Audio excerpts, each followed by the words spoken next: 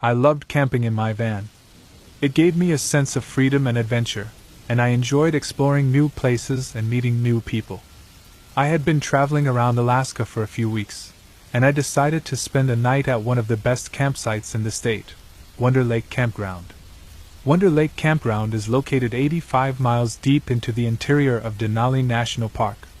It is the closest campground to Denali, the highest mountain peak in North America. The views from the campground are breathtaking, and you can see the reflection of the mountain on the clear water of the lake. The campground has 28 sites, each with a picnic table and a fire ring.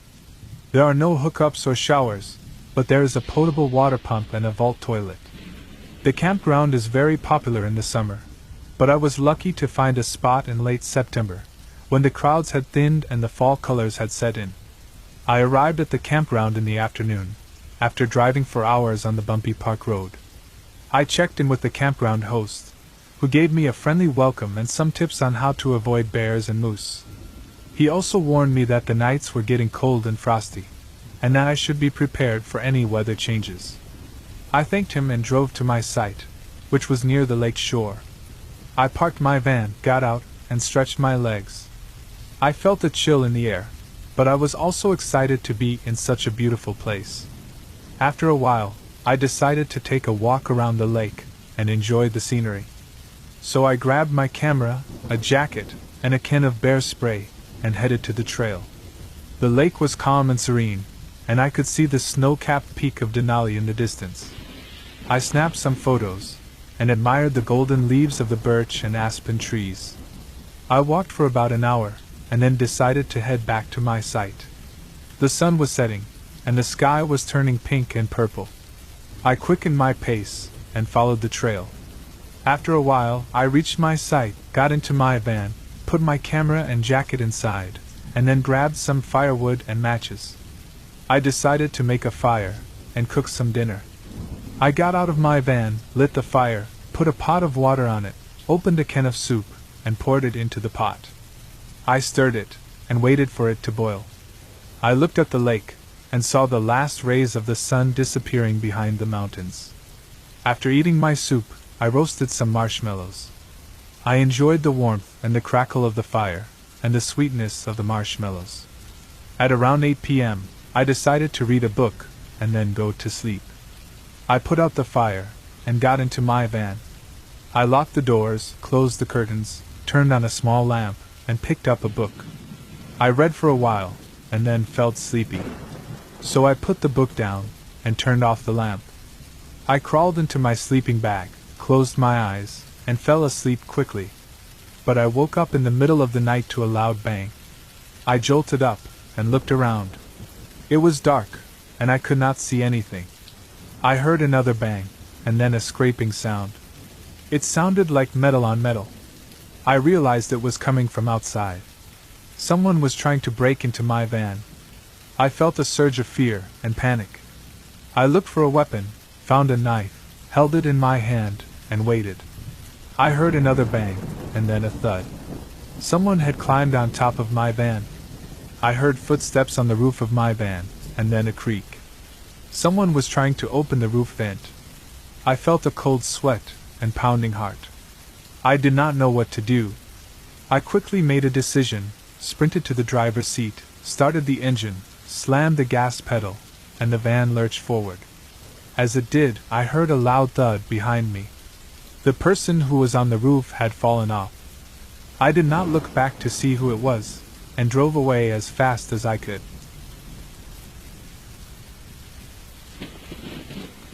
Hiking is one of my favorite hobbies. I like to explore new places and enjoy the nature. That's why I decided to go on a solo camping trip to my favorite site in the mountains. I had been there many times before, and I knew the area well. I packed my tent, sleeping bag, food, water, flashlight, and other essentials, and set off on a sunny morning. The hike to the campsite was about 3 hours long, but I didn't mind. I enjoyed the scenery, the fresh air, and the exercise. I followed the trail that I knew by heart, and soon I reached the spot where I usually pitched my tent. It was a flat clearing surrounded by trees, with a nice view of the valley below. I was looking forward to spending the night there, under the stars. I quickly set up my tent, and then decided to go for a walk around the area. I wanted to see if anything had changed since the last time I was there. I grabbed my backpack and headed out. I walked along the trail, admiring the beauty of the forest. I saw some birds, squirrels, and deer, but nothing else. After a while, I was about to turn back, when I heard a rustle in the bushes. I stopped and looked around. I thought it might be a small animal, like a rabbit or a fox. I was curious, so I decided to check it out. I walked towards the sound and parted the branches. What I saw made my heart skip a beat. It was a mountain lion. It was about 10 feet away from me, staring at me with its yellow eyes. I froze and felt a surge of fear. I had never seen a mountain lion before, let alone so close. I didn't know what to do. I remembered reading somewhere that you should never run from a mountain lion, because it would trigger its hunting instinct. So I just stood there, staring at the beast, hoping it would go away. And thankfully, by some miracle, the mountain lion turned around and ran away, leaving me alone. I felt a wave of relief wash over me. I had just escaped a possible death. I didn't waste any time. I quickly ran back to my tent. I packed everything and left the campsite. I didn't want to stay there any longer, or risk another encounter with the mountain lion. I hiked back to my car, as fast as I could. When I finally reached my car, I drove away, and never looked back. I still love camping, but I don't go to that site anymore.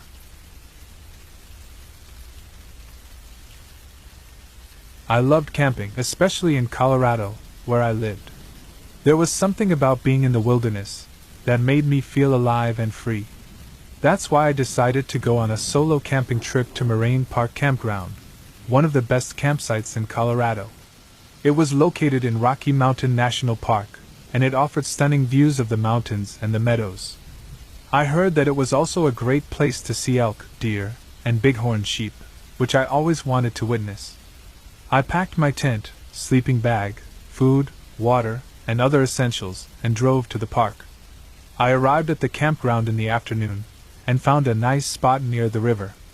The campground was spacious and well maintained, with picnic tables, fire rings, and flush toilets.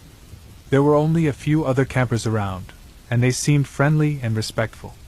I set up my tent, and then went for a hike around the park. The scenery was breathtaking, and I felt a sense of peace and wonder. I saw some wildlife, such as elk, deer, and birds, but nothing too dangerous. I returned to my campsite before sunset, and made a fire. I cooked some dinner, and then sat by the fire, enjoying the warmth and the stars. I felt happy and relaxed, and I looked forward to seeing more animals in the morning. Around 10 p.m., I decided to go to bed. I put out the fire, and crawled into my tent. I zipped up my sleeping bag, and closed my eyes. I was about to fall asleep, when I heard a loud noise outside. It sounded like something heavy was moving around, and breaking branches. I froze, and listened carefully. I realized that it was a bear, and it was coming closer to my tent. I felt a surge of fear, and wondered what to do. I remembered that I had stored my food in a bear-proof container, and hung it on a tree, as the park rangers had advised. I hoped that the bear would not smell it, and leave me alone. I also remembered that I had a can of bear spray in my backpack, which was inside the tent. I reached for it, and held it in my hand, ready to use it if the bear attacked. The bear was now right outside my tent, and I could hear it breathing and sniffing. I panicked, but I did not make any noise. I hoped that the bear would not notice me, and go away. I stayed still, and held my breath. After a few seconds it just walked away slowly, without doing anything. It left me alone, and went back to the woods. I did not know why the bear spared me, and I did not care. I was relieved, and grateful. I was alive, and I had survived. I got out of my tent, packed everything, and left.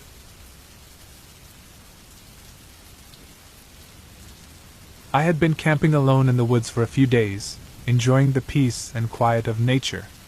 I had a small tent, a sleeping bag, a flashlight, and some basic supplies. I didn't have a phone or a radio, because I wanted to disconnect from the world for a while. On the third night, I woke up around midnight with a strong urge to pee. I grabbed my flashlight and unzipped my tent. I stepped out into the dark and looked around for a good spot to relieve myself. As I scanned the area, I noticed something that made me freeze in fear. About 20 feet away from my tent, there was a van parked. It was a white, rusty, and windowless van, with no license plate or markings.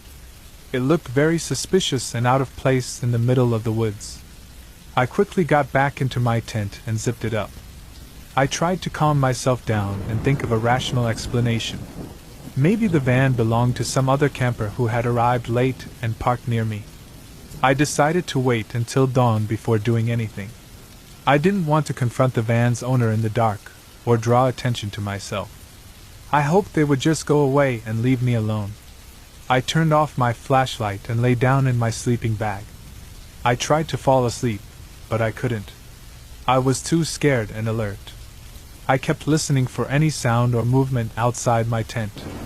I wondered what the van's owner was doing. I must have dozed off at some point, because the next thing I knew, it was morning. I opened my eyes and looked at my watch. It was around 6:30 a.m. I unzipped my tent, peeked outside, and felt relieved. The van was gone. But I still didn't want to risk it. So I packed up my stuff and decided to cut my camping trip short. I didn't want to stay in the woods any longer. I hiked back to my car, which was parked a few miles away at the trailhead. When I got to my car, I got in and drove away. I don't know what that van was doing there, or who was inside it. And I don't want to know.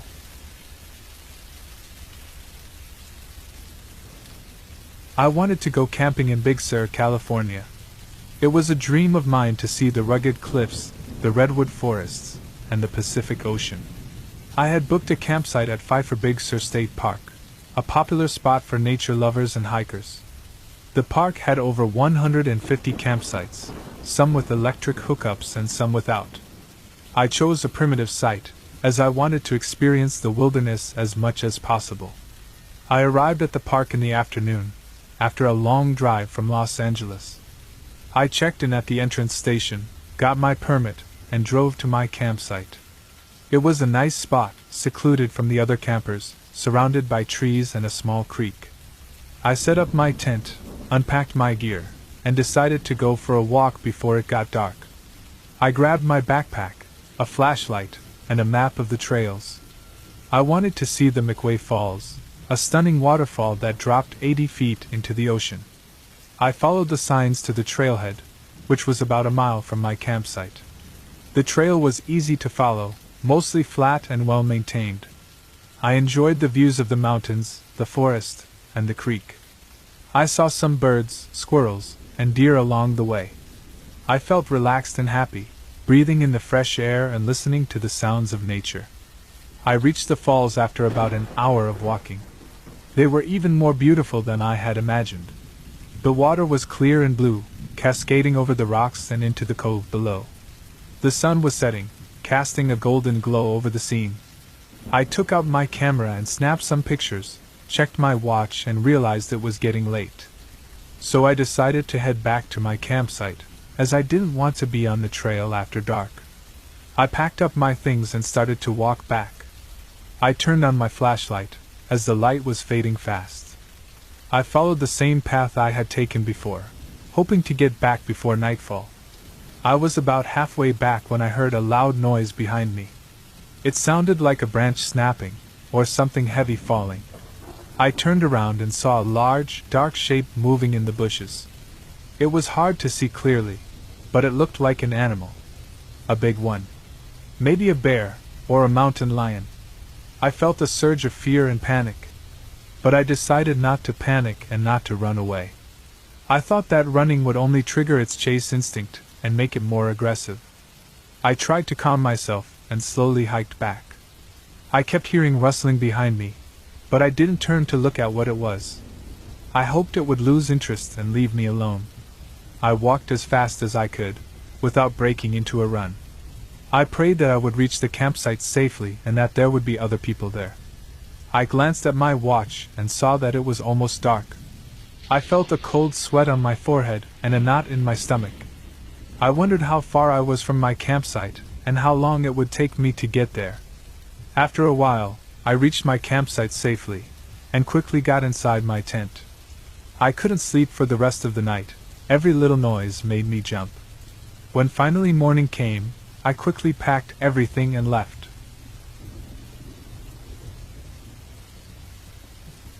I had set up my tent near a small cabin that looked abandoned. I figured no one would mind if I used their fire pit.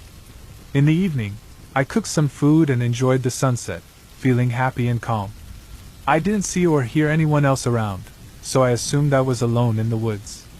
Around 10 p.m., I went inside my tent to sleep, but just as I was about to fall asleep, I heard a loud notification sound right outside my tent. And then, I heard a whisper saying, "Oh shit!" After that, I heard footsteps running away from my tent. I was stunned. I had so many questions, but no answers. I felt a mix of relief and confusion. I checked my phone again, but there was no signal. I couldn't sleep anymore. I stayed awake until the morning, clutching my phone and listening to every sound. I wondered if they would come back, or if they were watching me from somewhere. I felt paranoid and scared. As soon as the sun rose, I packed up my stuff and left. I drove away, feeling shaken and disturbed. I still don't know who that person was outside my tent. I never found out. And I never want to.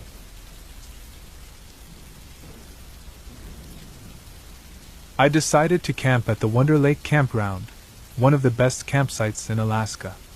It was located in the Denali National Park, surrounded by stunning mountains and wildlife.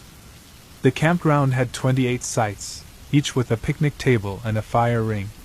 There were also vault toilets and a water pump. I arrived in late September, hoping to catch the fall colors and avoid the crowds. I set up my tent near the lake, which offered a breathtaking view of the snow-capped peaks. After setting up my tent, I decided to go for a hike around the area, following the trails that led to the McKinley River and the Reflection Pond. I saw some moose, caribou, and foxes along the way, but no bears. I had read that bears were common in the park, and that I should be careful with my food and trash. I had brought a bear-resistant container to store my supplies, and I planned to hang it from a tree at night. I returned to my campsite before sunset, feeling hungry and tired, cooked some noodles on my portable stove, and ate them while watching the sky turn from blue to pink. I felt a chill in the air, and decided to start a campfire. I gathered some dry wood and lit it with a match. The fire crackled and warmed me up. I felt cozy and relaxed, enjoying the solitude and the silence. I was sitting near my campfire, and all of a sudden I heard a loud thud from the right side. I looked there and saw a huge bear charging at me. I felt a surge of fear and panic. I had no time to grab my bear spray or my whistle. I had to act fast. I quickly picked up a log from the fire and threw it at the bear's face. It hit its nose, and the bear roared in pain. It stopped for a moment, shaking its head. I saw some sparks fly from the log, and smelled some burnt fur. I seized the opportunity and ran to my car, which was parked nearby. I got in and locked the doors. I looked at my campfire, and saw the bear running away. It had probably decided that I was not worth the trouble. I breathed a sigh of relief, and thanked God for saving me. I was shaken by the encounter, and decided to leave the campground as soon as possible. I packed up my tent and my belongings, and put them in the trunk. I drove away, feeling lucky to be alive. I realized that camping in Alaska was not as easy as I had thought. It was a beautiful and wild place, but also a dangerous one. I learned a valuable lesson that day: never underestimate the power of nature, and always be prepared for the unexpected.